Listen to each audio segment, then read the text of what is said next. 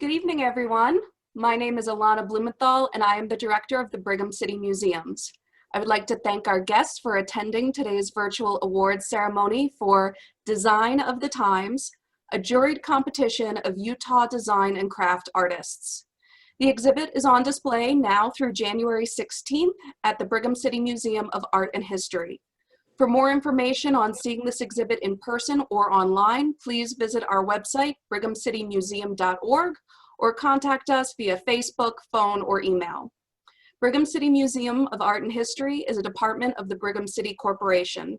This exhibit was possible thanks in part to the support of the Utah Design and Craft Alliance, the Box Elder Museum Foundation, the Utah Office of Tourism, the Utah Division of Arts and Museums, and our community members.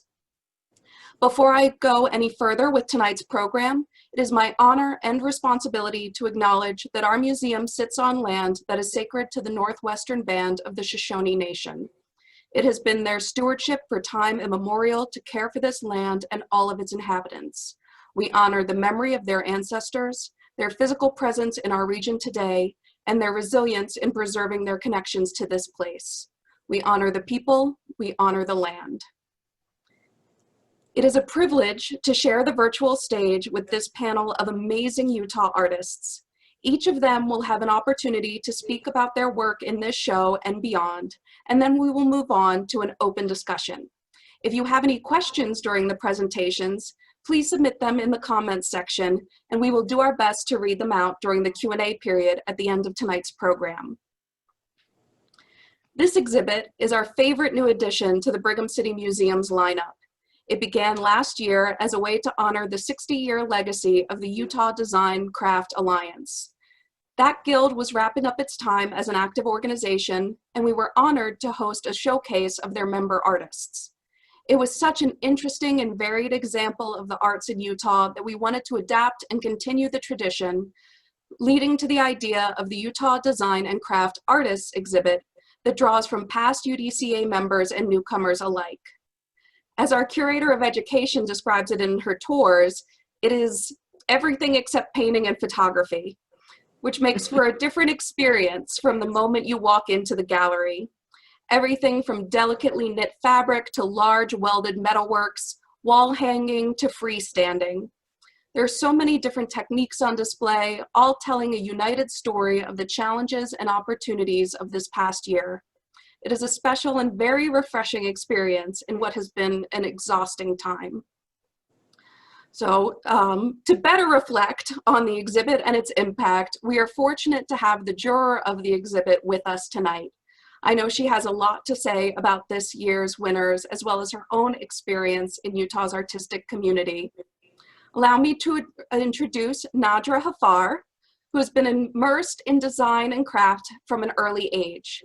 She was raised in New Paltz, New York, home of the American Craft Council, which was active in promoting craft persons and festivals at that time. Part of her high school art experience was staying with an Australian weaver once a week, learning dye processes, working with linen, weaving, and techniques off the loom. Another art class she had met at the Metropolitan Museum of Art on a weekly basis under the guidance of Philip Yenowin, the acclaimed museum educator.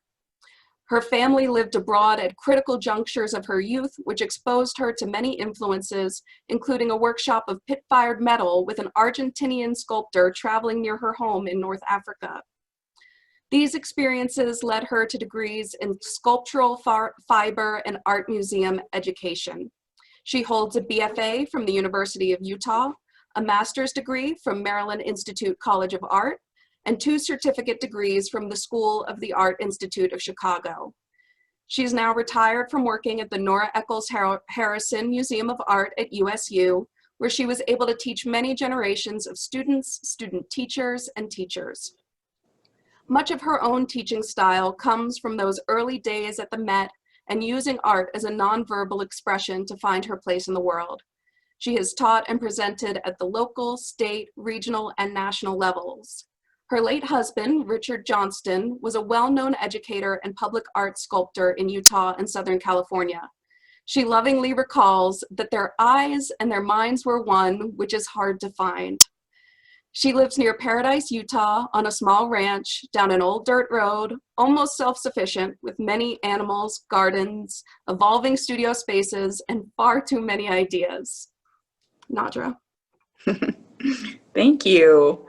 I have to say that this show has just been really wonderful to jury, to look at, to experience, partly because of my own history with what was Utah Designer Craftsman when I first came to Utah in 1979, and my own background with balancing functional and craft versus high-end and fine art. There is always this tension and battle that tries to define them, when in fact I wish they would be more together. But the fact that this was such a tactile exhibition and responding to these difficult times that we're in really gave me hope and some inspiration of my own. I try to answer the questions of these times about simply surviving versus thriving, which means that we move forward and we're able to see kind of an end and a hope for the future. And I think all of the work in this exhibition speaks to those things. I know that the award winners too want to kind of hear what I was looking for, and I think the first place piece was so wonderful because it's functional. I was able to put it on and was able to engage in the complexity of all of the little pieces. And I usually have to laugh when I'm out in the world because we're fumbling with our masks and our glasses fogging up, and now it's winter, and so we've got all these coats and gloves and all this stuff. And so just simply juggling our functionality has gotten so complex. So I really appreciated that piece, the complexity of the materials, how it addressed all of the little details. And it was just fun. It brought a little bit of joy and humor. And I think that that's something that we all need too. I know that each of the works in the exhibition deal with very specific issues, but I think that the three that I chose, so I'm going to go now to the second place piece, which is an urn that was a ceramic urn that was created to help gather ashes from a California fire home that the artist was involved with. The people who lived there, and my own family home burned in New York maybe 7 years ago, and I horribly got to watch the live feed from the fire department in the town because they were unable to put it out in a timely manner. And so I think finding a piece that an artist made to actually give homage and to gather that sacred past for these people who've lost their home just spoke really, really loudly. And the fact that in these COVID times, in these difficult times, we really need to cast the threads to others. That's where we weave and build the net that will help us as a humanity. So that piece spoke to me. And then I remember looking at the third place piece, which was the glass bowl with the stick figures around it. It almost made me gasp and stop, because I realized that much of humanity is acting in such a primal survival of the fittest way that piece made me just really stop and think about evolution. And are we evolving? Can we evolve? Is there too much damage done? And all of these complex issues. So even though all of the work in the exhibition is personal and complex and timely and responsive. That's what I saw about those three works. I have one piece of my own in the show that is kind of a decrepit, broken down piece that it's more about an installation, but it has a window and a door, because I'm always struck with, you know, what are the struggles that we have? Where will it lead us? But it is also made with felted cat hair stepping stones, because I realized that I was petting my cats so aggressively, I mean, not in a mean way, but, and they're also shedding, and I would have these handfuls of cat hair, and I started just rolling them in my hand, kind of as this hand massage, and I started collecting these beautiful felted, and having a fiber background. Of course, I couldn't throw any of them away, and then I realized that the paths that we take through the windows and the doors are the things that are going to lead us through all of this. So there's just so much in this exhibition. And also every piece in the show, I think, speaks really, really beautifully to this time. So it was a real privilege to be here. I'm sitting now in the gallery amongst the work, because my previous museum experience tells me that I just couldn't be home speaking about the work. I had to be with it. So everybody who's out there in the community, in the world, who has access to see this exhibition, it's definitely refreshing and reflective. So I appreciate all the time and energy that all of the artists put into this show, and I'll pass this back to you, Alana, for the next person. Thank you so much for those reflections, Nadra. And do know we will be sharing out either the artists or we'll share for them images of these winners. So Nadra gave such wonderful descriptions, and I already have seen a comment, people want to see the images. So those are coming. And Nadra will make sure we also get some of the installation piece you were talking about up there before the end as well. Now we'll hear from the crafter of this year's first place winning entry, titled A Ring for a New Now. Amy Schmidt is a jewelry artist and silversmithing instructor based in Salt Lake City. She uses a variety of metalsmithing and sculpting techniques to create a line of jewelry. While the jewelry is modern, it is influenced by both modern and ancient techniques. The majority of her work revolves around fine and sterling silver with accents of gold and a wide variety of semi-precious and precious stones. She combines techniques such as traditional fabrication with the use of metal clay. Over the years of exploring different techniques in metalsmithing and the process of design, she has found that the main inspiration for her work is the possibilities that lie within the metal itself. Her professional background is in fashion design and fitting apparel to the human form. She enjoys taking advantage of the unexpected malleability of metal to form it to the body to achieve similar results. Transitioning from fabric to metal was a natural progression for her. She describes the need to make as something that is within her, a decision guided by her heart and her hands. Amy. Hi. I'm Amy, and I guess I'll just share my screen so everyone can see the ring.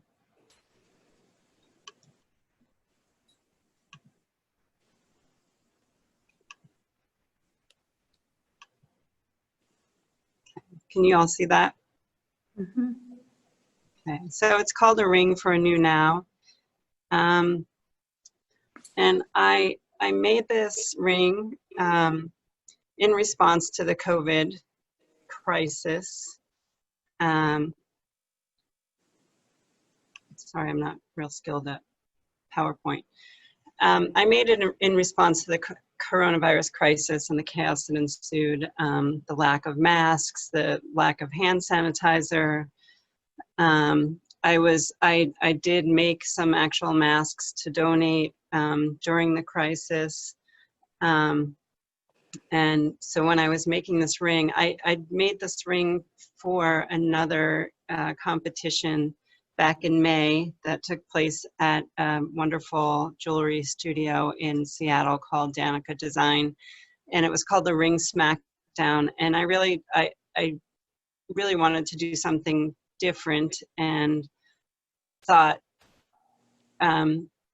about functionality and how to make this something kinetic or functional, and it just came to me to make this cylinder that would hold a vial of hand sanitizer. And I ended up making about 5 or 6 different cylinders because I was trying to find the vials of hand sanitizer, and I had to order them and have them shipped, and misjudged the size, and so I had to wait until I finally got the vials before I could make the cylinder to size correctly.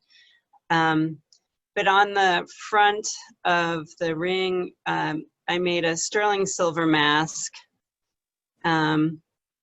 just representing the lack of masks. And because I was making fabric masks to send out to donate, I just thought that it had to be in here somehow. And the sterling silver is just kind of symbolic of it's impenetrable. And the cloth masks that we were making, it was at the time that we were making them, it was questionable whether they were actually protective or not. And hand sanitizer being something that was so scarce, I just had to include it. And I thought if it's on the ring, like Nadra was saying earlier, it wouldn't be something that you would have to go searching through your purse for, or searching in your car, or it's there, it's readily available. And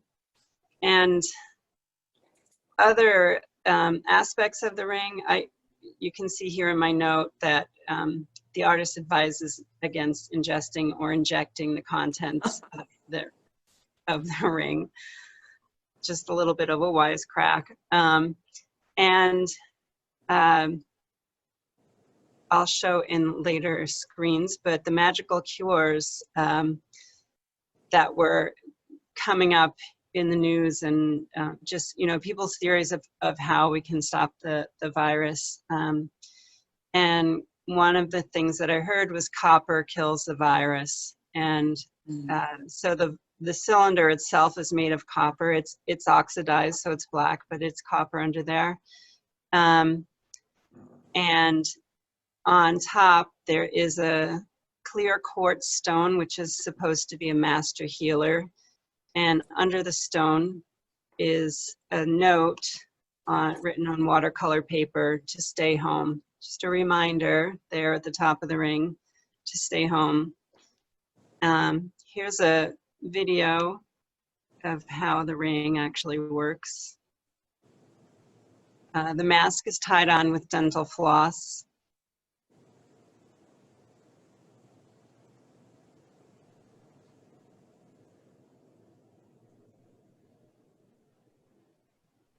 And so you can actually keep the ring on to turn it around and spray your hands. It's also quite tall and imposing, and I thought it would, for the wearer, kind of maybe keep people at a distance. And then I created a little box for the ring itself to stand.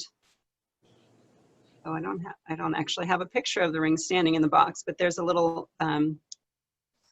section here where the ring can stand in the box, and the box is stamped "A Ring for a New Now." And then inside the box are some extra vials of hand sanitizer. And I got them from a an independent artist on Etsy, so I felt good about buying hand sanitizer from another artist. That's about it.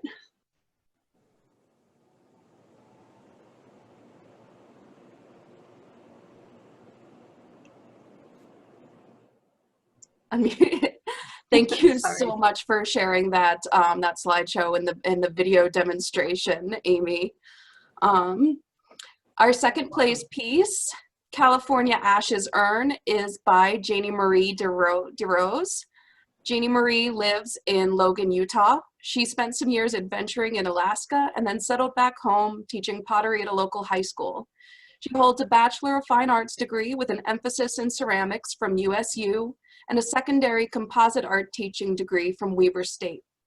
She finds teaching extremely rewarding and loves working in the arts community. She currently is raising her girls, working as an arts specialist in a K through 8th grade classroom, and practicing her clay studio art practice with Salty Peach Pottery. She has showed her work in many galleries throughout the state, including our 2019 UDCA show, when she also took second place. She views her studio as her escape from the daily interaction with noise, chatter, pavement, and exhaust. She describes finding joy in the quiet experiences creating art, and her greatest love is when she shares those moments with her children. Janimarie? Thank you. That was a lovely introduction. I'm going to go ahead and share my screen also. See? So I feel very privileged to get to show in Brigham City, as I was raised there. It's kind of a sweet little place and very much part of who I've become as an adult. Even my name, Salty Peach Pottery, is derived from the Great Salt Lake and the peaches of Brigham City and that sort of thing. When I first heard about Design of the Times, I was creating urns for commission work for some other people that I had never met before, but I was doing the design work on the urns. And so I was working at a large scale, thinking about containment and how to celebrate life and a person through imagery a little bit. And so I worked through a couple different pieces. And then I got a call from my good friend, Josh Marcus, who is a Brigham City boy. He's right next door neighbor. He and his wife, Sarah, live in California, and their house burned, as Nadra had mentioned. This is a picture of their previous home in the top corner, and then the wreckage that the fire left, and everything is gone. And it was quite shocking for the nation to see some of these images, but it was also right on top of COVID. So it was like this second layer of like just our worlds turning over a little bit.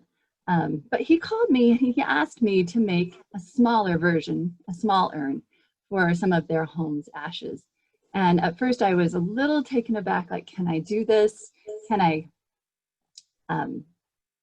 pay homage to them? I had never been to the home, but because of our relationship, I attempted it. And I also was thinking of the show at the time. And so looking at his photography of the home, I started to work with urn forms. And I had several different forms that I worked on. I ended up doing something I really don't typically decorate in this fashion. So I work with underglazes, and usually I apply them quite thick, but I decided to water them down and apply them to the surface in a watercolor wash fashion so that I could get transparency. So you can see there that the flames in this unfired piece, this isn't the finished piece, you'll see it a little bit later, but this unfired piece, I was just trying to get those different layers put down so that it wasn't, so that you could see some depth and perspective in that. So that's kind of the outline of their home from that photo. And then as you turn around the piece, I also incorporated monarch butterflies.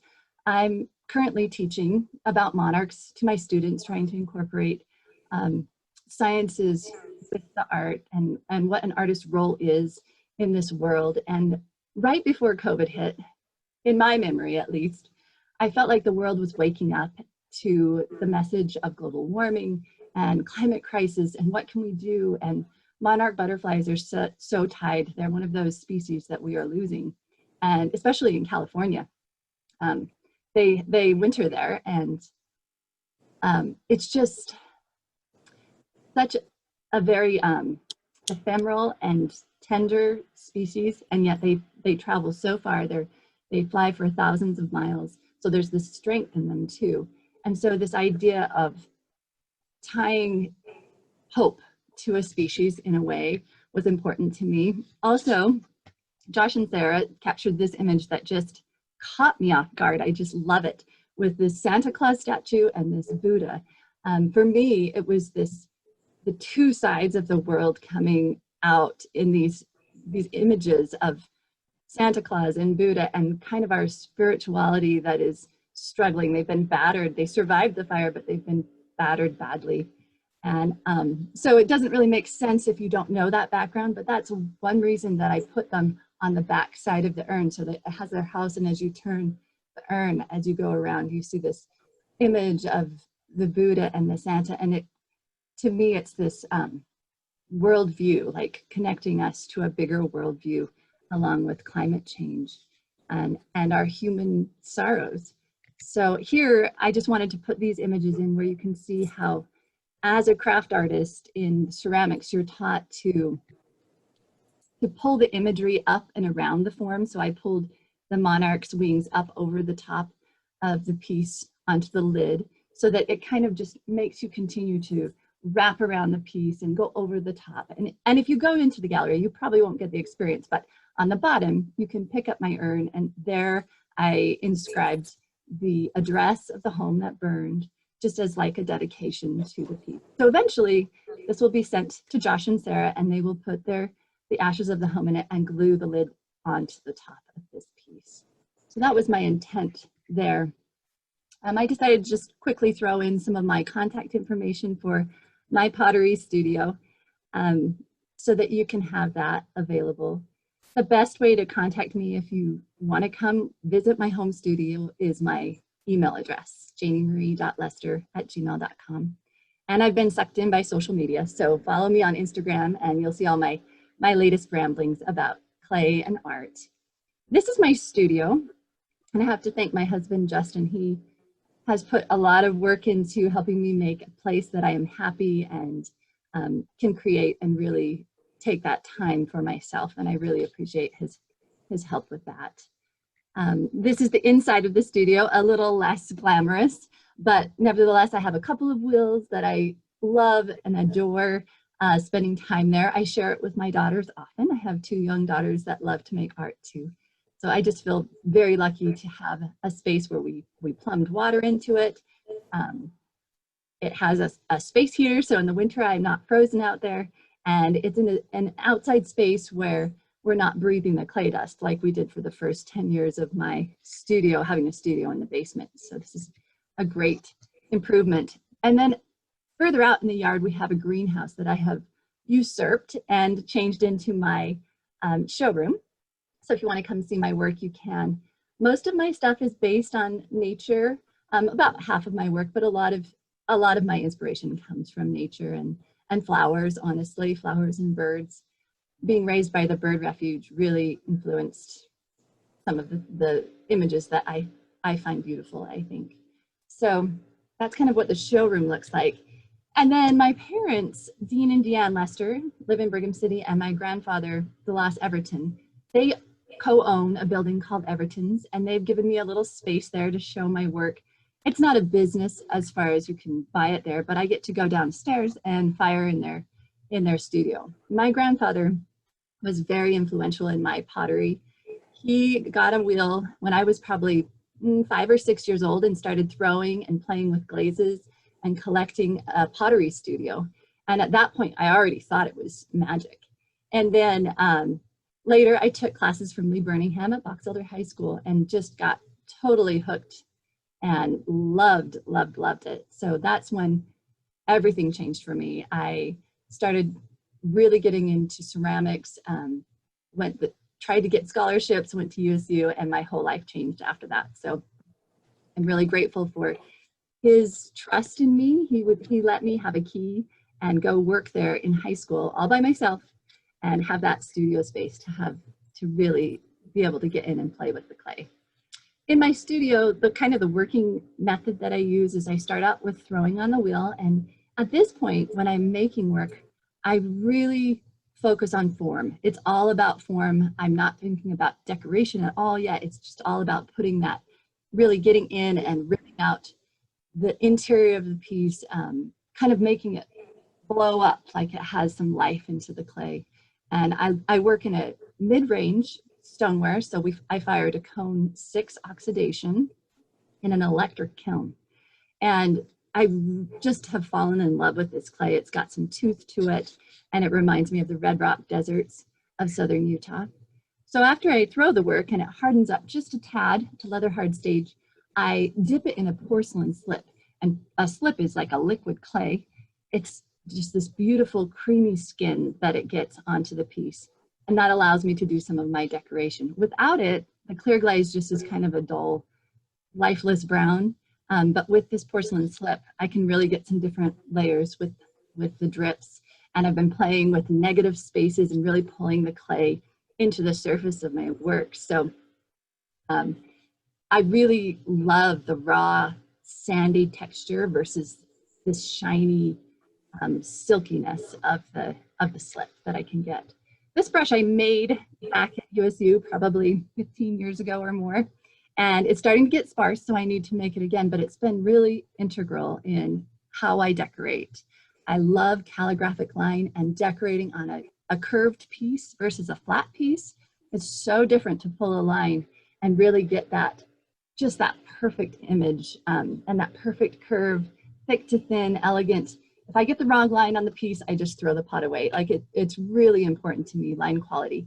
And I can sometimes save it with a little bit of sgraffito, but mostly the brushwork I have to be right on to make it happen. Here's an image of my underglazes that I tend to use. I really like Coyote or Amico the best so far, but you can thin them down a little bit if you want to go with more of that watercolor wash effect. When I work, I usually have about 5 or 6 pieces that I decorate all in a line, and they progressively get better. So the work is raw clay. I'm not decorating after it's been fired. It's still leather hard, so I can carve through and put those last sgraffito lines in. I do break some rules and sometimes put glaze on at this point, which pushes some boundaries, but I really like to work at that state. So the coppery blue color you see is the glaze, and the other line work is underglaze that I do with the brush. The brown line that you see between the white slip and the clay body is the clear glaze that I put over the top to make it a functional piece.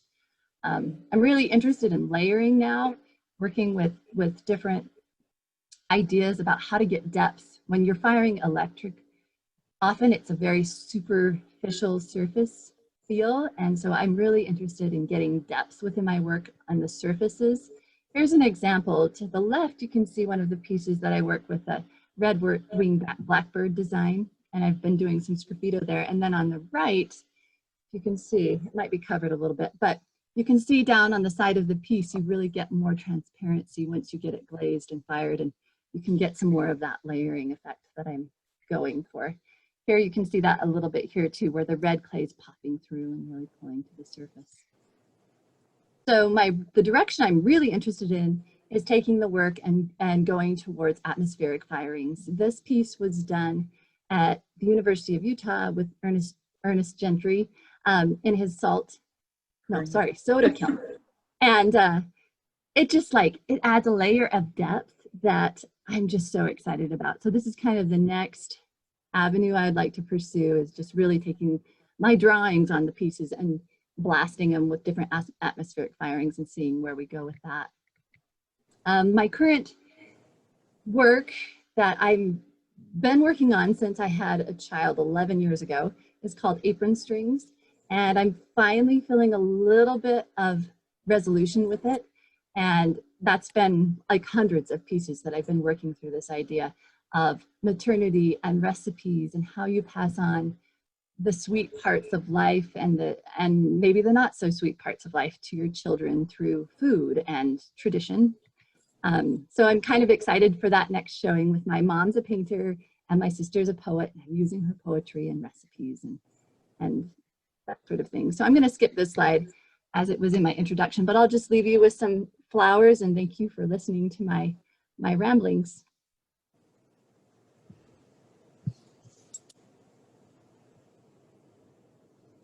Thank you so much, Janimarie. I find my place in my notes. And if you didn't catch how to get a hold of her and her art, we will throw it in the comments as well, as along with all of our artists from tonight. We want to make sure that you can get connected and check out more of what they've done beyond what they submitted to this show. We'll move on now to our third place artist this year, Diane Whittaker, for her piece, The Hunt. Diane is a kiln-formed glass artist who enjoys a wide range of techniques such as glass powders, glass clay, enamels on glass, strip construction, tapestry glass, copper foil on glass, and almost every technique that comes her way. Her work typically involves the outdoors, interpreted abstractly or representationally. She is fascinated and challenged by the properties of glass. As an amorphous solid, it requires technical expertise to master the vitrification and annealing process in order to achieve the desired result in the kiln. At the same time, glass artists need art fundamentals such as composition, color, and design. Diane has studied internationally under leading kiln-formed glass instructors. She occasionally teaches glass classes in her home studio and as a guest instructor at Western Art Glass in Salt Lake City. Her work has received multiple awards by the Glass Art Guild of Utah and can be seen at the annual Glass in the Garden show at Red Butte Garden and at Pioneer Theater Company glass shows. When not in her studio, Diane enjoys family time, grandsons, bicycling, skiing, hiking, travel, and reading.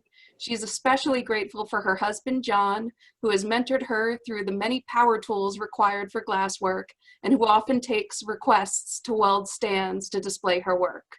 Diane? Thank you very much. I really enjoyed Nadja, Amy, and Janimarie so much that I just totally got engaged in all of your comments and even got chills when you were talking about your work and judging the shows. There's certain, when we look at art, the artist has put their own spirit into that work and the viewer can feel that. And I used to be a docent in a museum, art museum, and you could really feel every show we did. You could feel the artists and their spirit. It's a remarkable, visual arts are just a remarkable communication method. I'm going to talk about my piece, sharing my screen here. Okay, do you see my screen? Yes. Good, Yeah. good, thank you.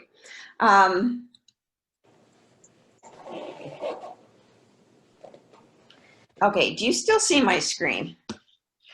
No. No. Okay, interesting when I put it on, when I put Keynote on play, it changed screen. So I'm sorry, I'm working in my office that has 3 screens and sometimes I can get confused. But so I will just go through these slides as they come up. But this is the piece that received the 3rd place at this show. It is the message of the piece. When I saw Design of Our Times, I loved Nadja's description because that's really interesting. And every viewer has their own story when they look at art. My story for this piece is that this year has really taught us that despite our very advanced culture and technology and medicine, we are not that far removed from ancient man. And these we've had a devastating virus. We've had fires. We've had floods. We've had earthquake. We've had conflicts. It's just been such a roller coaster year, and really, I think, has brought us back to our roots as humans. This piece it's a 12-inch glass bowl. It has one piece of sheet glass, and the rest of the piece is made with glass powders. The little running cave art people are made separately. They are what we call a micro wafer. So they're made on a killed shelf and fired. They're very delicate, and they're applied toward the end of the process. The way this bowl is made, there's 7 different firings. Each piece of what you see there is called crackle glass. It's made with wet powders, and they start to, you can crackle them, and then they start to separate in the kiln. It gives that nice look. And each piece of the bowl has to be fired and then another piece added. So that's why it took the 7 firings, and the last firing is a slump to get that bowl shape. So it's made as a flat piece, and then as opposed to a potter who forms the clay and then fires it, kiln glass artists fire flat and then give it the shape as the last step. The piece has, as you can see in the inside, that's a crackle, but it's raised, it's textured so that it actually kind of looks like cracked mud. The outside of the bowl is using a turquoise color powder. And then on top of that powder is called a French vanilla powder. And when those 2 glasses meet, one has sulfur and one has copper. And when they meet, they have a chemical reaction that turns gray. So the powder, those little islands take on that gray cast. And that's a lot of fun. That a lot of us glass artists, we love to see reactions between different glasses. The bowl, after it's made flat, it was sandblasted. Then the edges were cold work so that they're smooth. Then it was slumped into a mold, a ceramic mold, actually. That's my piece for the show. And I thought it may be interesting to people to hear a little bit about what kiln form glass is. We have people that do, stained glass. We have people who do lamp working. We have glass blowers, which I tried all of those. And when I took a kiln form glass class, I was hooked. I've also taken silversmithing, so I have a great admiration for Amy because I kind of failed at that. But there's lots of things you can do with glass, and I was really attracted to the light, the spiritual quality of glass, the real raw metamorphosis of the silica that comes from desert sand being formed into glass. And there's a lot of different types of glass, but then artists can work with that raw element and create these beautiful pieces. So I'm just going to show some of my work and talk a little bit about the different techniques. This is another piece that is made with powders and graduated powders, where the colors were isolated to the rim, and it has this graduated rim, which I think I call this piece Ocean. This bowl is also in the show in Brigham City. I called it Calm because I wanted to have a piece that gave the viewer calm and peace.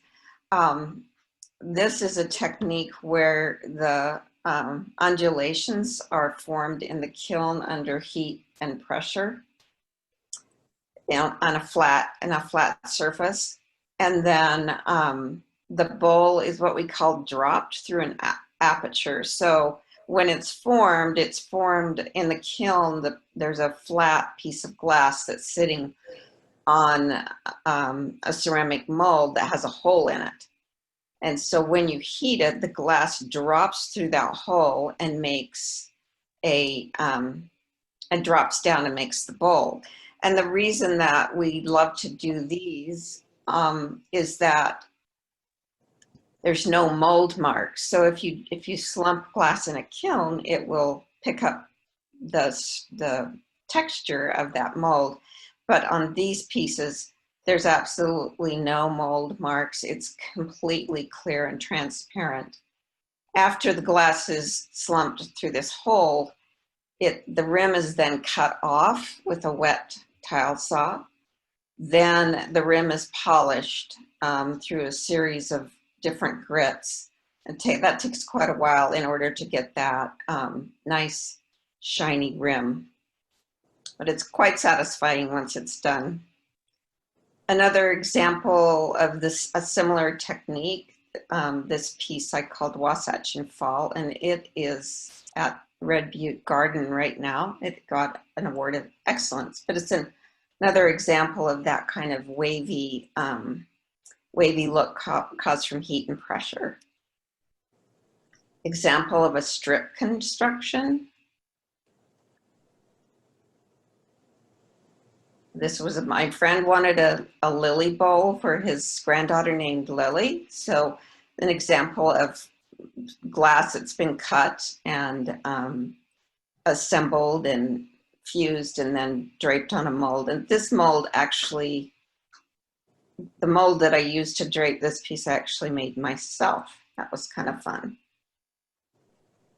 Now I'm going to get into more mixed media with glass. So these are lilies that are also on display right now in Red Butte Garden. It is the little sago lilies I wanted to do because I love them so much. I get so excited to hike in June so I can see the little sago lilies. These are pretty much life-size. And it's a combination of glass forming with the rocks and the flower are glass.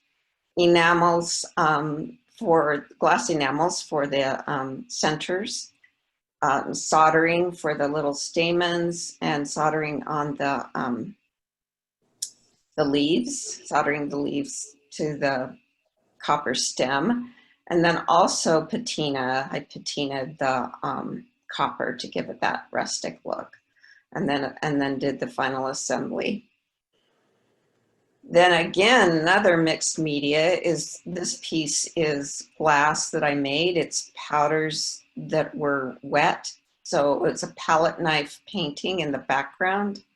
The foreground is a technique called copper foil. So I actually cut copper foil, put it on the glass, and then soldered it and stained it to get that copper, patinaed it.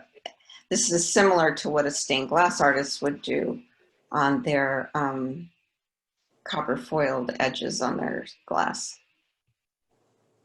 This is another example of a mixed media. The background glass is a tapestry glass piece that I made, and then I copper foiled onto the top of this piece, these magnolias, and it is the staining on this is a technique I developed using alcohol inks to give the copper foil that the different colors rather than just be all but one patina. The next thing I really got into that I do is I love enamels on glass, and this is an example of an enameled work that I painted, which is similar to a regular painting, but it's fired. So it has a very glossy, beautiful feel. But what gets fun with the enamels is you can do fun constructions. So here we have a piece, a triptych that has the top tile has been actually fused to the bottom tile. And you can do inclusions here. I have copper wires underneath. It's hard to see in that, but you can do inclusions and that makes a lot of fun. Then another fun technique I love with enamels is painting in depth. So this piece is actually about 1 inch thick. It is around 7 layers of glass. So each arch, this is a photo of the ocean under a pier. Each of these arches is painted on a separate layer of glass. It's then stacked and fired as one piece. And then fun this year, I got into painting dot mandalas with dot painting, and that's more of a craft type thing, but I had so much fun with these pieces. It's a painted flat on white glass that was sandblasted and then slumped in a mold to a bowl. So I hope you've enjoyed my, I figure out how to stop sharing my screen here, but I hope you enjoyed learning a little bit about fused glass and seeing my pieces. And I have to get, there we go. Someone help me stop sharing my screen. Thank you so much. And thank you very much to the Brigham City Museum. Thank you so much, Diane, and thank you to all of you. The #1 question that we get asked as people come through is about technique and equipment. So thank you so much for spending your time sharing to talk about that, and we'll get to a couple of questions. I would like to take a moment to also acknowledge our Merit Award winners, Rosanna Lynne Welter, Virginia Catherall, and Ivana Oblonsky Thomas. And of course, all of the artists in this year's show that made Nadra's decision so difficult. We deeply appreciate the time and thought that each artist gave to the pieces they submitted. Now, more than ever in our lifetimes, art is a way to communicate a collective experience, and each work in this show has made a unique impact on our visitors. It is our great fortune here at the museum to be a space where the community can come to share in all of your stories of struggle and hope. So now we're gonna turn to a couple of questions that, like I said, I get a lot, or Marianne, our curator of education, gets from most of our visitors. And these are open to all of you. So like I said, the #1 is often about equipment and technique, and you did an excellent job talking about that. What I'd really like to know, my #1 question, is where you draw your inspiration for these pieces in particular, or your work in general. What inspires you? Anybody? I could open that up. I am so inspired by nature, by things I see outside or in my home, or I am also really inspired by other artists because I appreciate them so much. And so I think that's why my art is so diverse. I haven't settled on one style. And I think though nature for just all humans is an inspiration.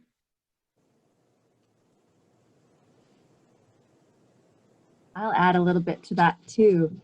I mean, obviously I'm connected to nature and things, but in my making process, if it's something like a show or a conceptual idea that I'm struggling with that I need to get down, my sketchbook is invaluable.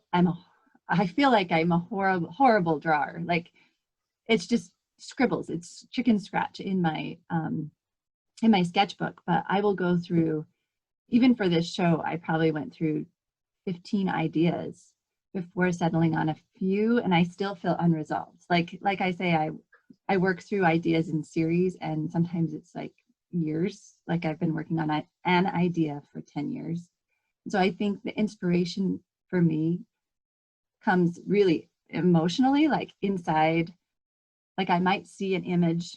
This is just one example that I've had for a long time.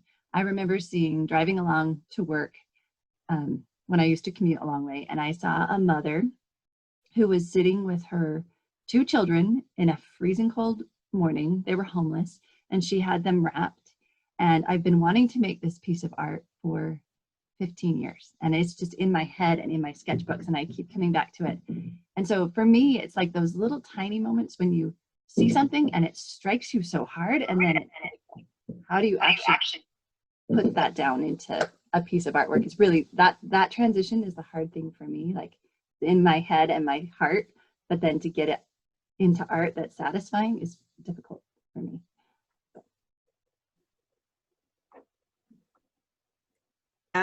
I agree with Janimarie. It's hard to I often will sketch things, and when I go to make them, they don't end up being what my sketch was. And I draw a lot of inspiration from different textures, from architecture, from just even like the bark of a tree, or I love experimenting with the texture of metal, and I love, as I had in my artist statement, I just love to see what can be done with the metal. I grew up sewing. My grandma, everybody in my family is a maker, and so I get a lot of inspiration from my family as well. And I always was more connected with my mom growing up. She sewed, and pictures of her in the 60s are just gorgeous because she had the most beautiful clothes that she made herself. And so I went to school for fashion, for pattern making, and I've worked with fabric for so long, and draping fabric on a mannequin or on a model. It's amazing to me that metal, the malleability of metal, and that you can form it and coax it into different shapes and form it to fit a neck, to fit your hand or your wrist. And so just working with the metal itself gives me inspiration, I think. I'm gonna pop in here for a second too, because I think what all 3 of you have, and many of the people in this show have, is a mastery of knowledge of technique of the materials that they work with. And that's where the whole kind of ideation of like, oh, I'm gonna be an artist. It's not that. It really is the knowledge and skill and the materials that you're drawn to, and knowing that you can take these feelings and these kind of happenstance things that you notice, and then converting it into the materials that you all work with. So the inspiration is one part of the question of the mastery of being able to convert it into that form. So I just thought I'd pop that in there. You know, a lot of it's by accident, but a lot of it really isn't. It's our whole life training and skill and knowledge of how to work with the materials. That was perfect. That answered my follow-up question, which is how does material kind of shape the process from ideation to finished product? So I can skip right over that one. My next question, and one that's also been asked in the chat, just has to do with COVID-19, the elephant in the room. How has that affected when and how and where you work? Are you doing, more often because of quarantine, and or less often because of stress? And also when and how you're able to showcase your art? I would like to answer that. So ironically, my ring was all about COVID-19. And shortly after I dropped my ring off at the museum, I was diagnosed with COVID-19. And It has been, my whole family had it at the same time, and somehow I was hit worst with it. Still dealing with headaches every day. I have a window of about 3 or 4 hours a day where I don't have a headache. And it's been, I haven't worked much at all. And the work that I've done has been kind of a struggle to do because I've just been pretty exhausted. So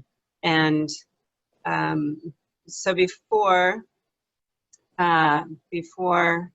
I got sick, I was, during the summer, I had some jewelry and virtual shows with Craft Lake City, with Boise Art Museum, and currently at the Utah Arts Festival.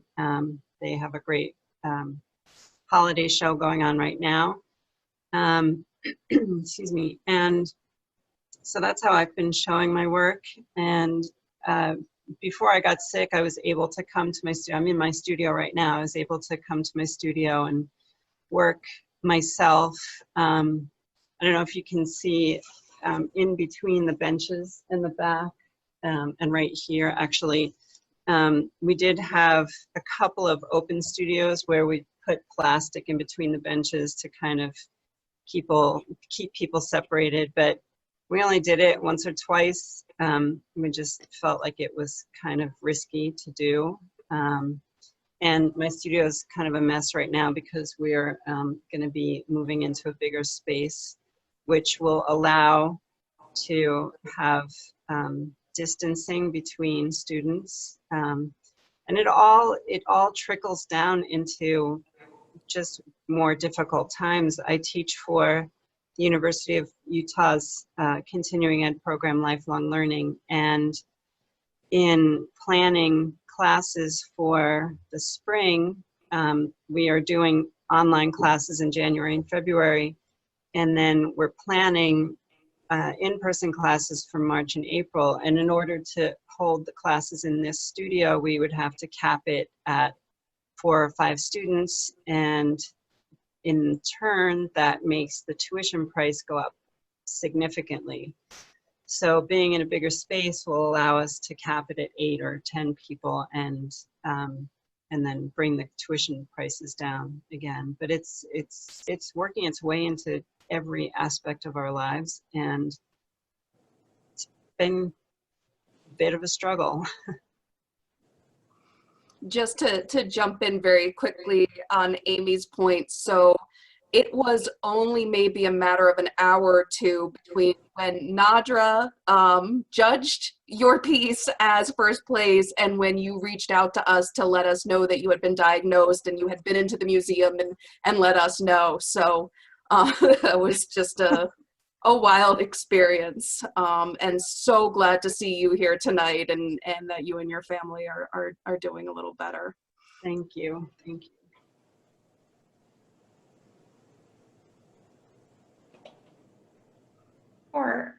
For me, I was doing a lot of volunteer work prior to COVID. I had a refugee program I was running, and I had other volunteer things. Because I'm retired, I don't have to go to work every day anymore.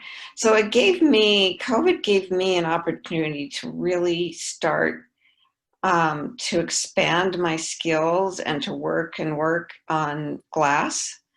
I ended up making a lot of pieces, and I think that was with a lot of members of our guild. And but our shows were canceled, except for right now, Red Butte Garden still has a live in-person show.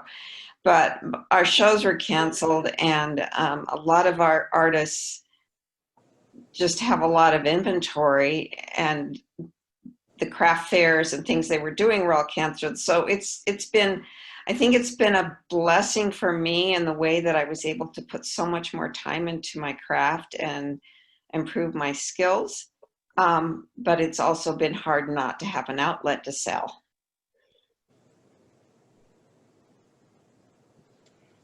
And for my experience, it wasn't quite as dramatic, but I am a classroom teacher I teach kindergarten through 8th grade students.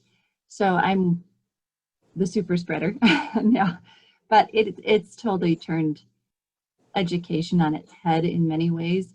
But I have felt in some ways something good has come out of it, because I've really focused on their social emotional well-being this year and taking their art lessons to a level that is about them and how they're dealing with COVID. And I've felt a connection to students that hasn't always been there. So that's a positive of being a teacher during this time, is that there is another bigger thing that we're all connecting through. That being said, I'm also teaching. I only teach part-time, but I'm teaching way more because I'm teaching online and in person. And then, so it's a big juggle to get any time in the studio right now at all for me.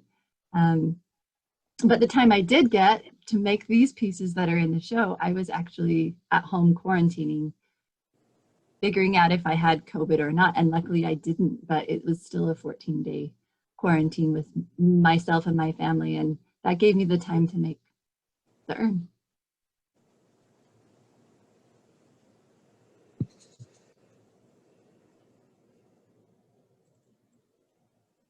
Anything you want to add to that, Nadra? I'm just going to say that I think I've just kind of given myself permission to not be pressured. I mean, I am retired. I've had some difficult family members move in with me because I have a good bubble living situation, but I have tried to be nice to myself and not say, these are the things I have to do, or, you know, I've taken on weird projects. Like I, at one point, needed a COVID accomplishment. It's like, oh my gosh, I need to come out of this with something to show. So I decided to hand paint my huge barn. Just really different kind of symbols of like, I got through this. So now I have this ginormous sun-dried tomato colored barn. And it's like, that's what I did. And it was meditative and all of those things. So I guess in short, I just gave myself permission to do whatever it was that I felt that I needed to, and not what I had to.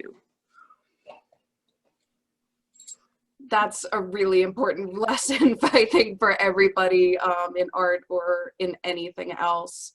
Really glad to see you back, Amy. I know you had connection issues. So what would any of you say, and this can be for COVID times or just for regular times, but a lot of people would want to know, say they have an interest in developing a craft, but they're not sure how to get more involved either with guilds or with exhibiting. What advice would you give? I would say, as a studio owner and an instructor, to find local studios, support those small businesses, especially now. There are YouTube videos in I think every medium out there, but as far as I'm concerned, I think that it's no comparison to learning in person, or at least having now an interactive video class. And there are guilds. We have the Utah Metal Arts Guild, and we have several people we haven't been able to meet because of COVID, but we do still, we have a Facebook page and still try to connect there. And there are communities in the jewelry world and metalsmithing world that are popping up all over the place now that are really supportive communities. There are like aspiring metalsmithing, there's the Metalsmith Society. So there are lots of supportive groups, and it's really nice to go onto Facebook or Instagram and see kind of the newbies to the craft asking questions, and the experienced people coming back and freely answering and giving information and giving advice. And So there's so much available to all of us now with technology. My first choice, of course, as an instructor is to get into a class where you can ask questions and have the instructor watch what you're doing and point out what you're doing right and what you're doing wrong. But there are other avenues to go down as well.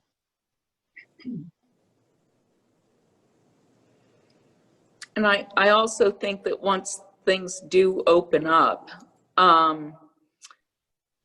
you know, getting involved, you know, I've worked for the Utah Arts Festival. I've volunteered at the Salt Lake Arts Center. I, you know, have recruited for, you know, museum stuff, whether you're assisting a class in a school or at a special organization working with seniors or kids, or, I mean, so once we're able to get that human contact back and your exposure to different mediums and different types of things open up, then those little threads will lead people to where they want to go. This is just such a hard time right now because we're forced to be so secluded, but yeah, social media and media in general, you know, I can waste more time looking at YouTube trying to figure stuff out than should be allowed, but it's also a wonderful thing right now. But I hope that people follow that lead to come back to the tactile and the tangible and the connection that these kinds of art forms give us and the strength that brings.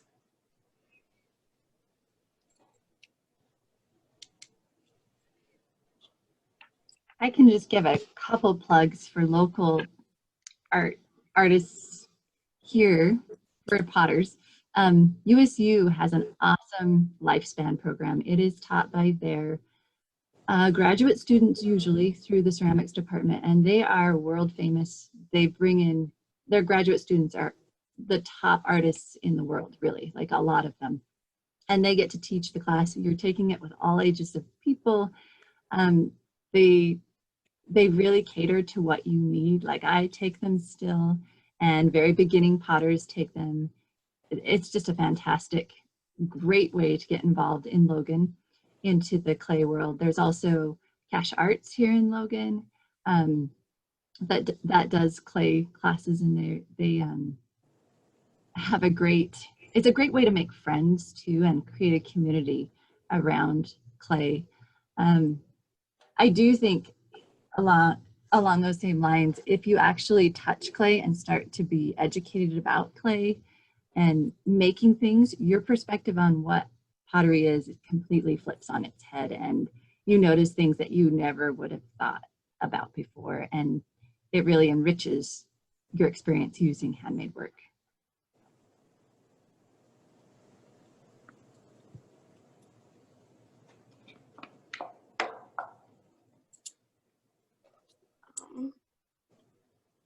And just for the people watching, if you didn't catch some of those, we're working on grabbing some links and throwing some of those great suggestions into the chat, and so that you can follow them if you are interested in checking out any of those guilds or classes or studios. So I have plenty more questions. I don't want to take up too much more of everybody's time, but there was one fun one I think would be nice to end on, especially in a show where we've talked a lot about health and climate and all the different crises of the year. So I have to ask you about the monoliths and what you think about, have you had any response of what that's done for the idea of art and public art in Utah? What would you do if you were going to go viral with your work? Any reflections on that?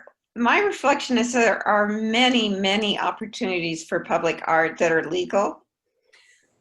So, and there's a lot of mailing lists that I get all the time, requests for RFPs for public art. And it's probably a better route to go, but I thought it was a very cool idea. And I wanted to see the monkeys to around that from 2001. I'm just going to jump in. So it's an obelisk. It's not a monolith. I wish people would get the terminology straight. It's been there for 4 years. So to have this sensationalism just pop up now, I think is incredibly bizarre. I studied a lot of land art as part of my undergraduate degree, and then my late husband, having been a public art sculptor, you know, we could talk about this stuff for the rest of the night. I think that people need to, you know, protect it, accommodate it, do it correctly. I really do commend those guys that went in and took it down, because I think it was a disaster about to happen in that landscape.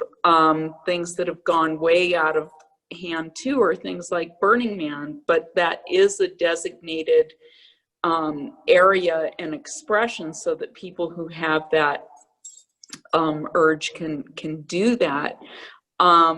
And in these critical times, I mean, I wish our government would bring back a WPA program where our artists and our youth are beautifying and creating and having those historical legacies to speak to. But this last thing again, and it reminds me of the little primitive stick figures on your glass piece. It's like, are we that like primal?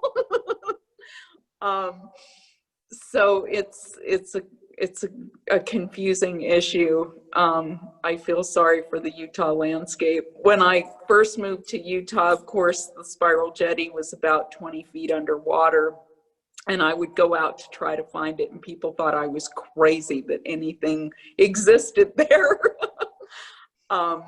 So I do feel that we've come a long way, but it still needs to be controlled and protected and handled well.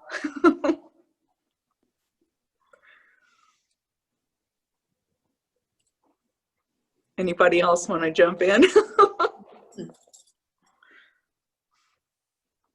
I think you both said it just right. Yay, public art, done well, done safely, done with the public lands approval. So thank you for that reminder to people who have kind of really gone a little crazy about it. And I just want to wrap up. I want to thank our artists again so much for sharing their time and expertise with us tonight. And I want to thank those of you who joined us via Facebook Live. If you missed any part of this program or would like to watch the recording, it will be available on the Brigham City Museum's Facebook, YouTube, and web pages. If you are watching this recording after the fact, you can still add comments and questions below, and we will continue to monitor and respond to them. Please make sure to check out the links provided by the artists and see more about their work. As I said at the beginning of our event, you can see this show now through January 16th. We are open Tuesday through Saturday. Admission is free and guided tours are available on request. For those not able or comfortable visiting in person, a virtual 3D walkthrough of the exhibit will be available after it closes. A tour of this year's quilt show is on our website now, if you want to see what that'll be like, and we will be sharing the tour of our recently closed photography competition next week, so watch this space. We encourage you to take advantage of this safe, socially distanced option to view these wonderful artworks. Our next exhibit will be our ever popular annual wintertime plein air painting competition, followed by an illustration showcase. If you're interested in more information on these exhibits or how to submit your work, please reach out to us. You can follow the Brigham City Museums on social media for up-to-date information on more upcoming programs, both online and in-house. Thank you for joining us tonight to celebrate the legacy of design and craft artistry in our state. Good night and be well. Night. Thank you so much.